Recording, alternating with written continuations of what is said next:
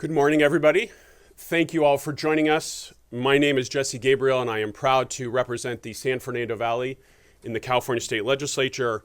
And I am honored today to be joined by so many colleagues in public service to announce new legislation to protect first responders and wildfire victims and to support impacted communities through the rebuilding and recovery process. This past month has been devastating for so many communities across Southern California. This tragedy has brought out examples of the best and the worst in Angelenos. On one hand, we have been moved by the incredible professionalism and bravery of our first responders who have worked diligently to keep our communities safe. And we have been inspired by the thousands of Angelenos who have stepped up with countless acts of generosity and kindness to support those who've been impacted by these fires. At the same time, we have also witnessed a few individuals who have sought to take advantage of this misery and further victimize our communities, whether it be through looting, price gouging, impersonating first responders to enter evacuation zones, or financial scams. We have heard from our law enforcement professionals about the challenges of this predatory behavior, and today we are answering their call. That is why we are proud today to announce Assembly Bill 469, bipartisan legislation that will provide law enforcement with better tools to crack down on looting and impersonation of emergency personnel during wildfires and other declared emergencies.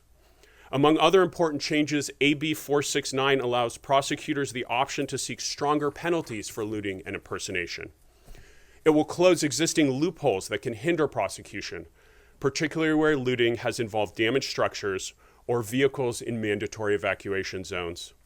And it will increase peace of mind for impacted communities by extending protections beyond the active disaster and through the recovery and rebuilding process.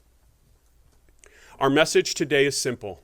Individuals who put our firefighters at risk or prey on communities when they're at their most vulnerable must be held accountable.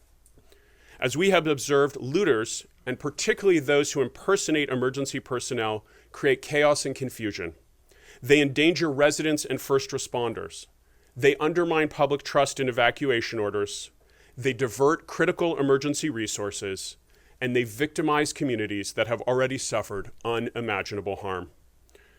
I know from personal experience that when my community of Encino was under mandatory evacuation orders, many residents were deeply concerned about their homes and their property, which created further anxiety about following evacuation orders. This legislation is based on that simple premise. We cannot and we will not tolerate behavior that endangers the public or puts our brave first responders at risk.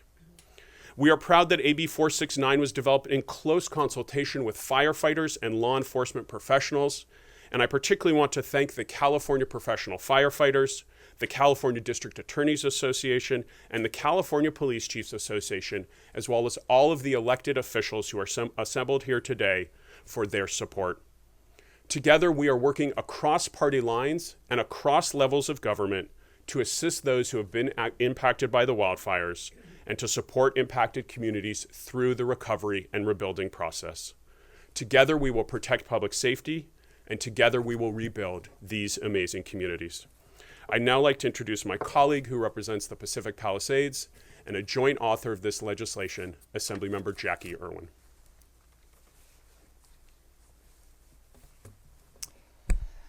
Well, good morning, everybody. I first want to thank Assemblymember Gabriel and my colleagues here today for collaborating on this legislation. As the Assembly member for Pacific Palisades, I've been getting texts, phone calls, and talking to displaced residents at the Disaster Recovery Center about the road ahead for our community. While I hear very strongly from almost everyone about their desire to rebuild, there is always concern about the road ahead, and a note of concern about how the scale of this disaster will make that road ahead more difficult. One way I hope to address the concern is through ensuring that the protections of this bill extend through the rebuild effort.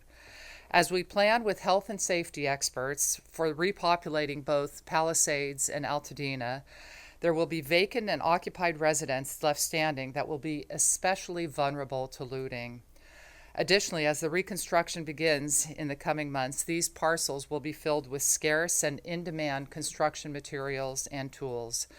This legislation will make clear to thieves looking for an easy score that our damaged communities have not been forgotten and remain our top priority to protect and serve.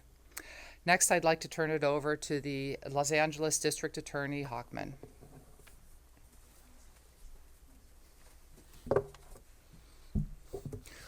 Assemblymember Gabriel is absolutely correct that this wildfire crisis has brought out the best and the worst in us. On the best, we've seen the firefighters put their own lives on the line to save lives and to save our homes. We've seen law enforcement work 24 hours a day to go ahead and keep us safe. I, like over 200,000 people, myself and my family, cooperated in the evacuation and were away from our homes at least 10 days. But we followed it because we knew that law enforcement would do its job and do its best to protect our homes and our property. And for the people who actually tragically lost their home, I had a sister who lost her home in the Pacific Palisades. We owed it to them to make sure that the remnants of their community would be kept safe as possible. So when it turns out that we sent a message from the very beginning to the would-be looters, the arsonists, the people who would be impersonating firefighters, the price gougers, and the financial scammers, the question is not if, but when they would be arrested, then prosecuted, then punished to the maximum extent of the law. But when we turn to the law of looting, it turns out when we pulled open the penal code, we saw that the law of looting was actually underwhelming. We could charge first-degree burglary and get people years of state prison, but the law of looting itself actually only provided for a misdemeanor with a 1-year county jail sentence. So one of the interesting things and one of the best things to come of this crisis is the fact that people from across the political spectrum put down their political differences to see if they could actually accomplish something, and AB 469 is accomplishing something.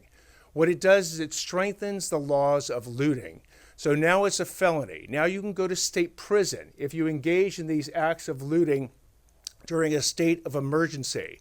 It strengthens the laws dealing with impersonating a firefighter, a police officer, a National Guardsman during this state of emergency. It deals with some of the loopholes out there. For instance, if you go into a house and the house is not occupied because no one's there, they've been evacuated. Now this law deals with those loopholes, deals with the same thing with cars that have been abandoned during a state of emergency. And it also doesn't stop during the state of emergency. It continues on during the renewal and the rebuild process. I so appreciate the bipartisan effort by our Assembly members to go ahead and deal with this topic straight on, to increase the tools that we are now given in law enforcement to go after the looters, to make sure they understand that if they want to engage in their despicable acts during a state of emergency, they will be held maximally accountable. So again, that is the good part of a wildfire crisis, unfortunately, is that it has brought people together to get something done, and I applaud that. I'd now like to turn to Assemblymember Blanca Pacheco.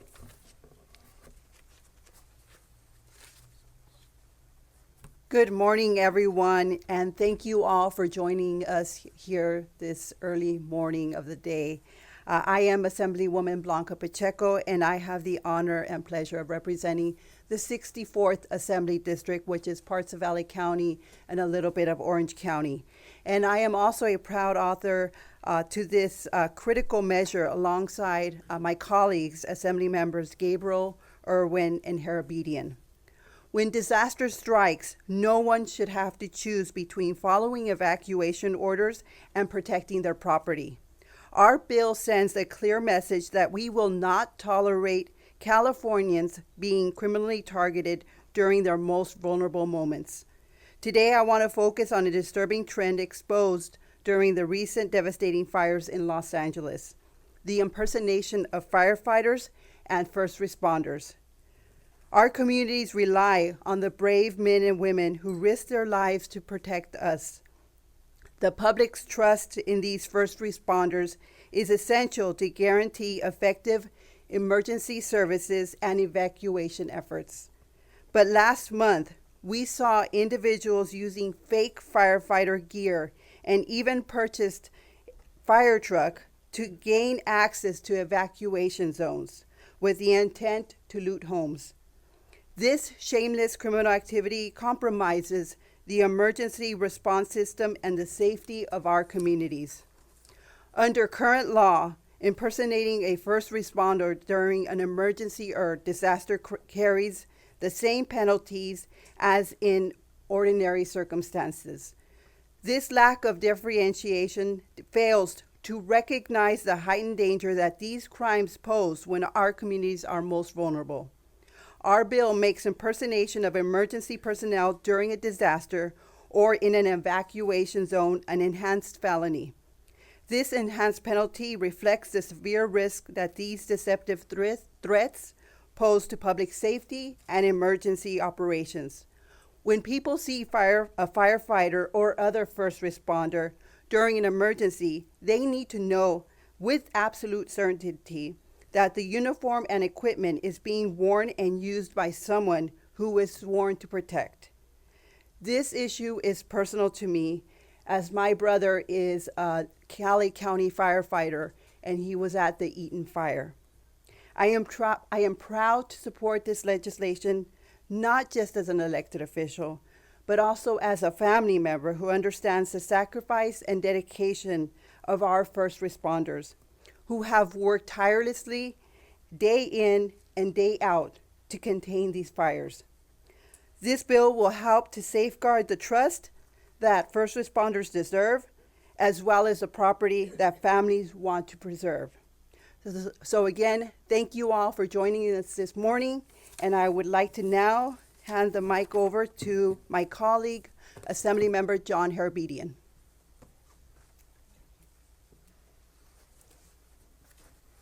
Thank you, Assemblymember Pacheco, and good morning, everyone. I'm John Herbedian. I'm proud to represent the communities of Altadena, Pasadena, Sierra Madre in the State Assembly. And to anyone who's affected by these fires, let me speak directly to you. We have your safety as our top priority. Every action that we do, every decision we make, your safety is top of our list. And that's why evacuation orders are put in place. It's to save lives. It's to keep you and your families safe. However, we recognize during evacuation orders, there is fear. Not only fear of losing everything, your home, your possessions, but fear of scams, fear of impersonators, fear of looting. It's despicable. Many of our friends and community members were forced to return to their homes, many of which were damaged by smoke and fire, to sleep in cold, dark houses because there were looters in our communities. There were scammers who were impersonating fire personnel to steal. We have videos of it. Our neighbors saw it, and we will not stand by and let this happen. That's why I want to thank Assemblymember Gabriel for this common sense bill. It sends a clear message. If you look to take advantage of vulnerable communities during a natural disaster, you will be held accountable to the full consequence of the law. It also restores trust in evacuation orders, trust in our first responders, trust that this bargain, that if you leave your home and your communities, we will take care of you. We will make sure that you are not victimized over and over again. And this bill does exactly that. We must have that trust in each other, and we will take care of you. Right now, it's my pleasure to introduce our Sheriff, Robert Luna. Thank you, and thank you all for covering this. If you can only imagine hearing a knock on your door, and it's a member of the LA County Sheriff's Department, LAPD, Pasadena PD, and all the other police departments that were involved in evacuation orders during this emergency. And after that knock, we're asking you to grab all your essentials and come with us. Obviously, there's fear, there's anxiety because there's a lot going on in that chaotic time. But one of the things that our deputies constantly deal with is people saying, well, what's going to happen to my home? What if somebody takes something from my home?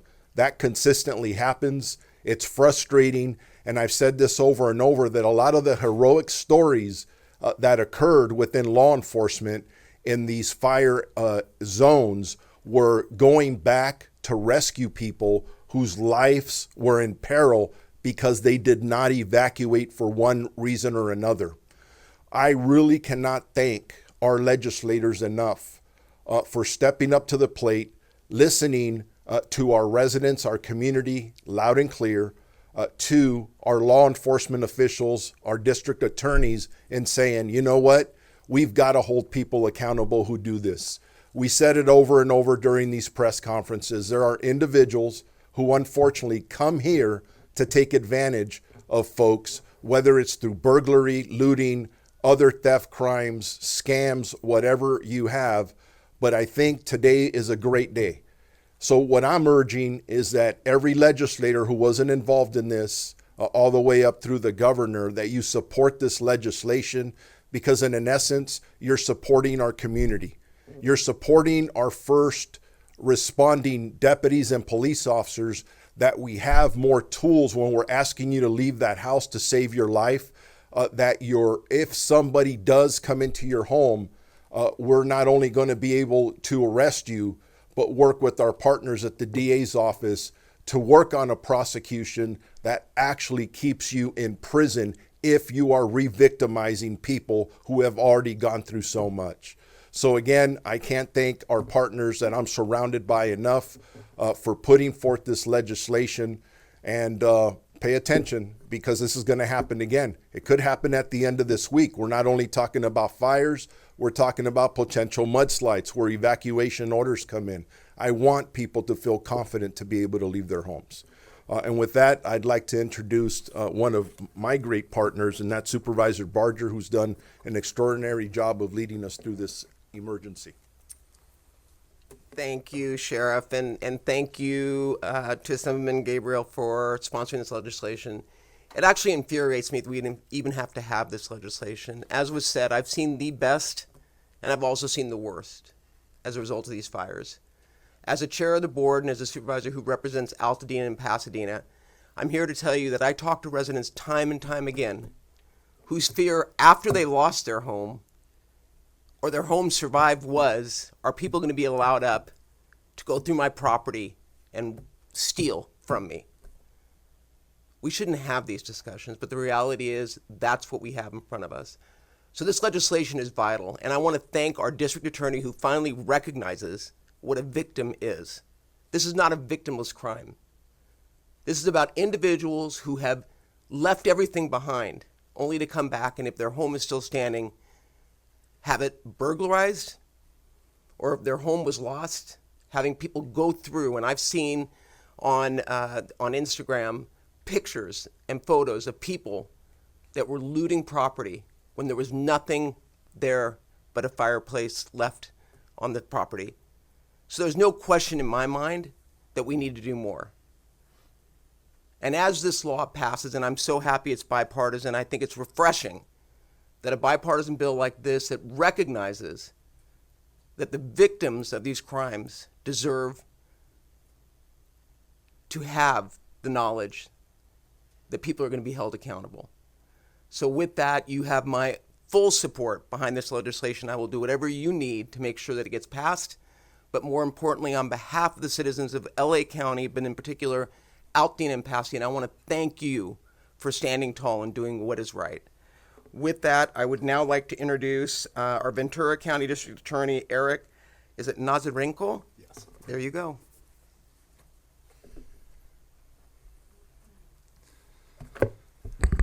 Good morning. My name is Erik Nasarenko, the Ventura County District Attorney. Thank you, Supervisor. Ventura County is no stranger to fires, and Ventura County, unfortunately, is no stranger to the opportunistic criminals who take advantage of them. This legislation will expand, strengthen, and clarify the looting statute under California law. Let me go ahead and share with you 3 specific examples from 3 separate Ventura County wildfires that demonstrate how.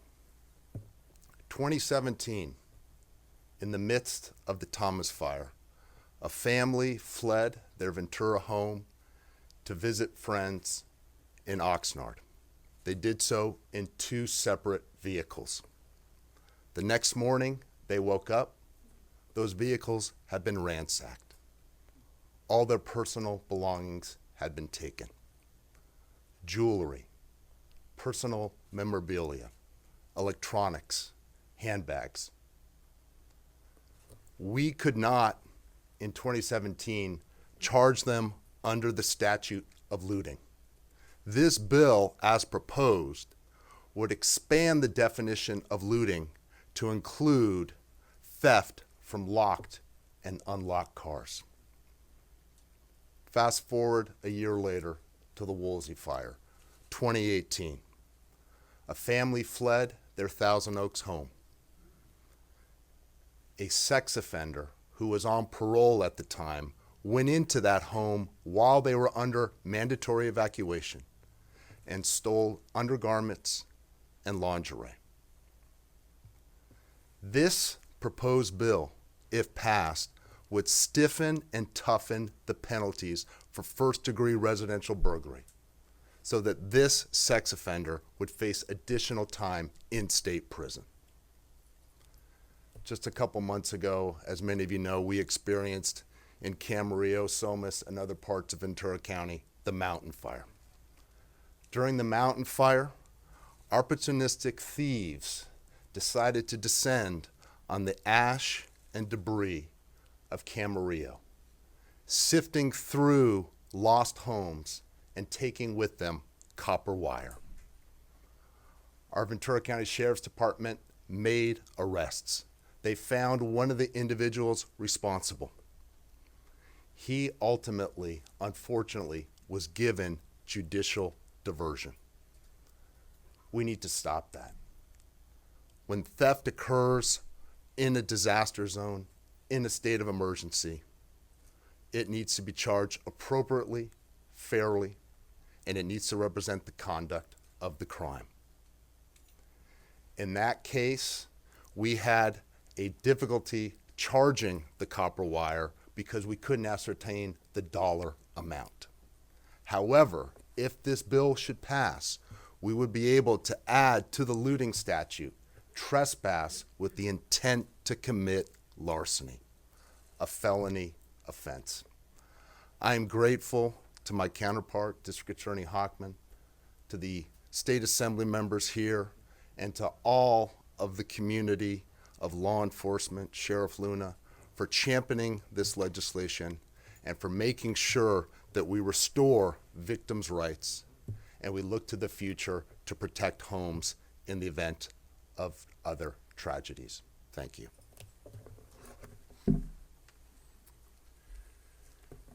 So thank you very much to all of the speakers here today. As I think you heard, there is a consistent theme and a consistent message that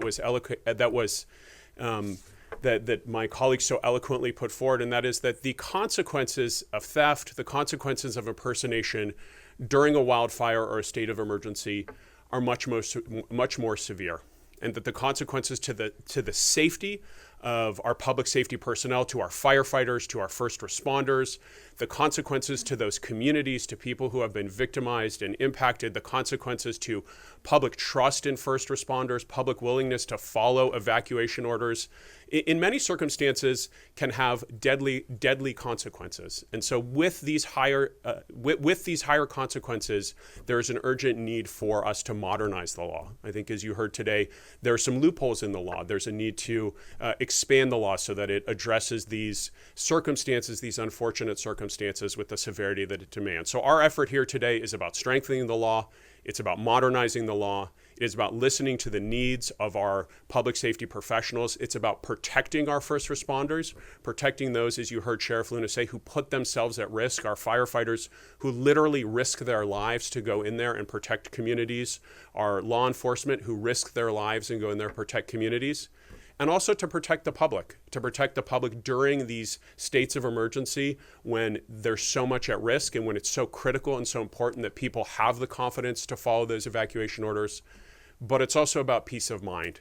We know, as the supervisor talked about, as others talked about, that this rebuilding process is going to take some time, and we want communities to have peace of mind because we're going to rebuild these beloved communities. These are special communities that were burned down, and we're going to be with them every step of the way. And so part of this effort is to give folks peace of mind that there will be public safety, that their homes and communities will be protected, and that we will be with them through the rebuilding process.